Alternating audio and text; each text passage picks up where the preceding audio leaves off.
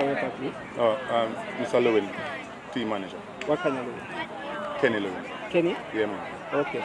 You know, this game here, a tough game, Derby. Tell us, what was the game plan for this game? Well, the game plan was to come and play football. As you say, we know McGrath play a direct style of football. So we'll try and combat that. And it worked for almost the whole of the game, because they say we conceding at the 49th minute. So it's a tough one to take, but we're going to regroup and we are coming again. A pretty young team, you're satisfied your team performing today? We can't beat them. This team is a finalist from last year. So to fight them all the way to the 49th minute, we have to give them some credit.